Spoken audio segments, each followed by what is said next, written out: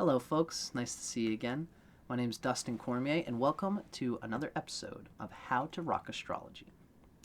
Today's episode, we're going to be talking about the erotic nature as well as the cosmic nature of having the Sun in Taurus with Mars in Virgo. A lovely little trine. If you want to know a little bit more about me, you can check me out on my website, dustincormier.net, where you can read my new book, newish, about psychedelics and erotica. And you can also, well, this is a little glimpse of the main figures in my chart, just so you know who's giving you the info. So, welcome. As usual, I'm a Vedic astrologer trying to express to the world of Western astrology what they're missing out on in the Vedic sense of knowledge and wisdom, and what it brings to astrology. So, if you're a Western astrologer, you'll get a lot out of this either way. These are just... the data is all the same. It's just different cultural ways of reading it. So, what happens when you have Sun in Taurus, Mars in Virgo? There's a lovely little trine here where the Sun is at a... both of these are Earth energies, and both of these are fiery planets. So what we have here is a dynamic energy from the Sun and Mars fitted to a rhythmic, earthy energy. The Earth implies pattern, geometry, familiarity, close aesthetic appreciations. This is the combination for whom, if the other person has earthy things in the chart, they're going to be turned on and be looking to be out in public with people who wear like the same clothes or have the same taste, go to the same restaurants, and these kind of values, especially with the Sun in Taurus. If you want to read a little bit specifically about Mars and Virgo, check out the first video in this particular series where we talked about what it's like to have Mars and Virgo. To give you the Coles notes, it is a rather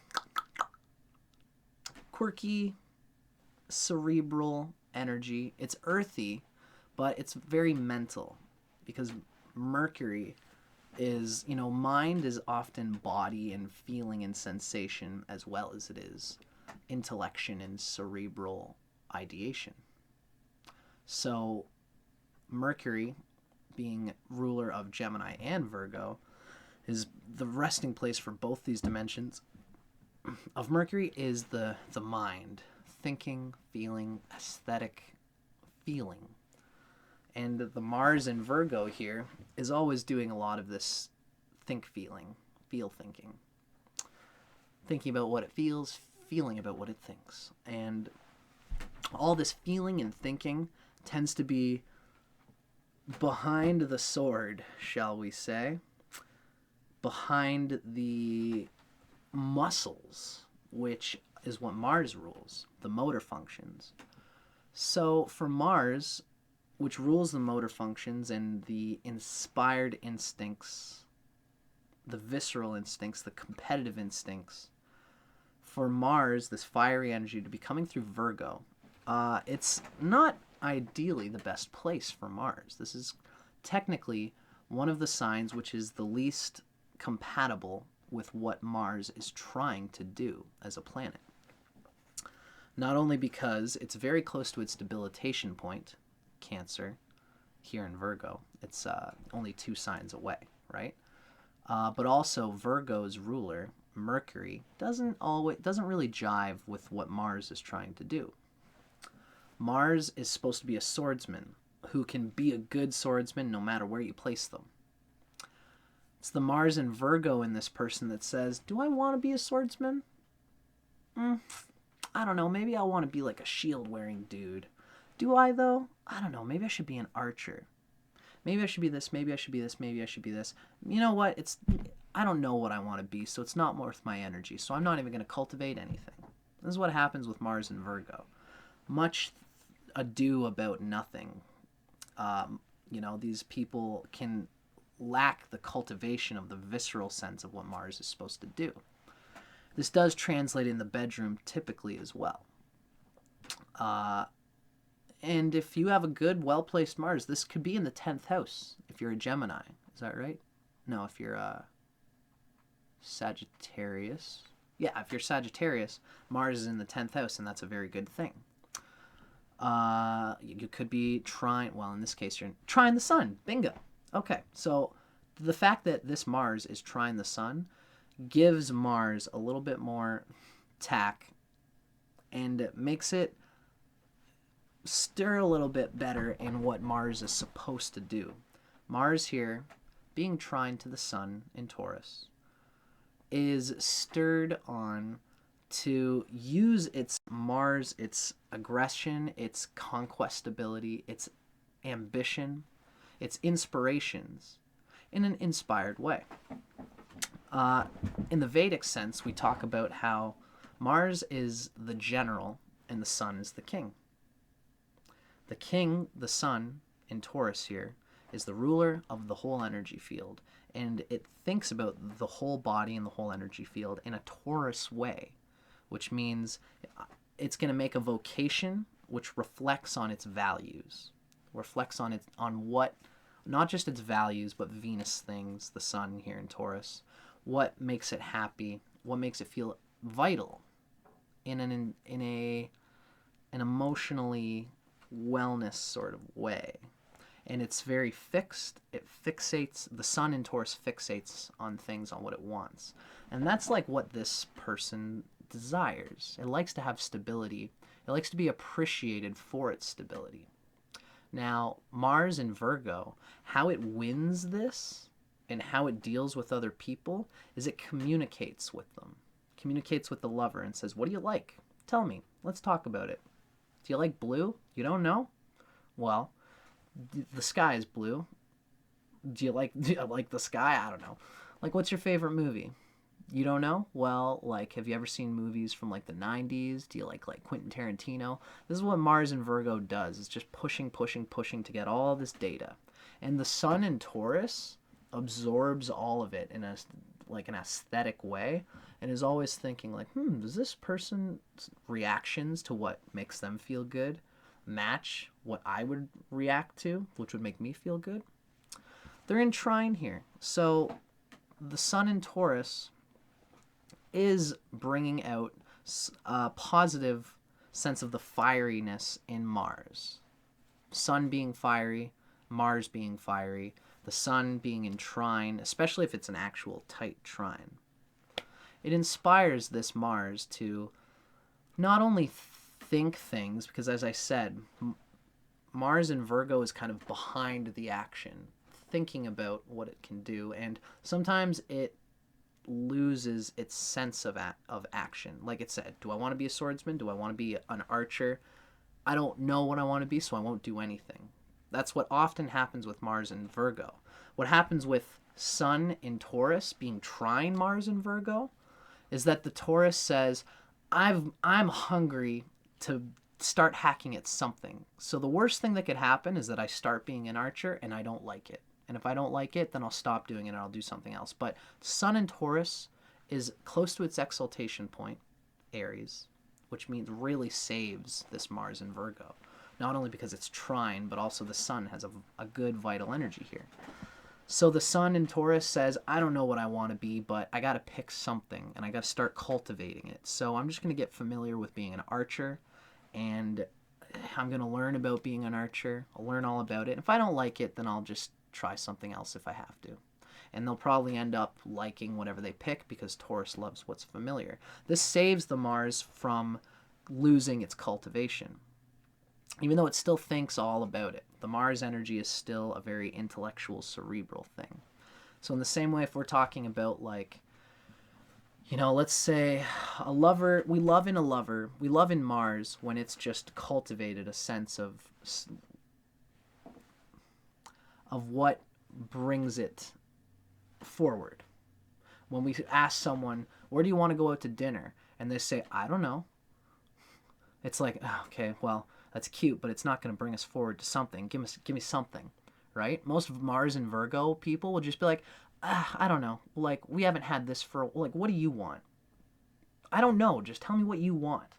That's what Mars and Virgo wants to do. It wants to make a perfect plan for its partner's thing. And it's like, we love that Italian restaurant the other night. Should we go? Like, let's just go to that. Let's just settle this and let's just go to that. That's what you like, right? It's the Taurus here keeps it spinning. It doesn't make it too fixed, like that example. So when it comes to relationships, the Virgo Mars here still thinks a lot and wants to be appreciated for its thinking, but the Sun in Taurus says we got to do something. So when Sun in Taurus, Mars in Virgo, is asked, where should we go out for dinner? The Taurus has the sense to keep the thing spinning. So instead of being like, I don't know, what do you want? And being negative about it, they'll be like, I don't know. What do I want? Well, I mean, we had pizza last time, so like I'm kind of feeling like, and the Mars and Virgo will give options. It's like maybe we could do Indian, maybe we could do, I don't know, Greek. You know, what do you feel like? The Sun in Taurus will give it a positive spin, typically. It saves a lot of the frigidness that can come from Mars and Virgo. Now, that was my personal take on it. Let's see what our book, Erotic Astrology, by Phyllis Vega, says about having Sun in Taurus, Mars in Virgo. Sun in Taurus, Mars in Virgo. For you, communication and chemistry are prerequisites to any close relationship. It's especially so because the Mars in Virgo is ambitious to connect, because the Sun in Taurus wants to actually connect with people, to be genuine friends based on not necessarily deep sexual tones, but like being ruled by Venus. The Sun in Taurus wants to have a close familiarity and a security even in the ups and downs, even when we're not entirely all that sexual. As long as we can be good friends, sexuality will work itself out. And Mars in Virgo wants to build what Sun in Taurus wants through communication, through chemistry, an organic sense of chemistry, because these are earthy. There's a rhythm that this Mars and Virgo person wants to get familiar with. Sun in Taurus can be like, if you want to break outside of that rhythm, baby, I'm going to be there to catch it. But the Mars in Virgo does best when they really know someone and there is a chemistry and communication. Wild fantasy and theatrics in the bedroom are not necessarily your style. You crave the transcendent and uncomplicated lovemaking of an enduring union that serves as an anchor for an ordered life. It's more of the interest of sex is for the purpose of gratifying and securing what is the more deep desire of this person to have an anchor for an ordered life. A well-ordered, still delicious, but well-ordered life. You respond readily to the lover who arouses your senses with passionate kisses and intimate caresses. Lots of like constant affections for the Mars and Virgo, the little bits of dirt that add up to a mountain. Although not quite bold enough to suggest erotic innovation yourself, you welcome a more adventurous bed partner. Thrilled by the idea of forbidden fruit, you can develop a taste for bawdy sexual antics, as long as they're not too outrageous. It's this constant theme of Mars and Virgo being kind of like virginal, but like because of Virgo's a dual sign, so where they say in their heads, I like the virginal thing and I keep to it in a tight-assed way throughout most of the day, that's bound to have a backlash in the subconscious of the dirty things that you're trying to stay away from. And it takes tension to keep on that virginal frequency. And they kind of like to be at that place.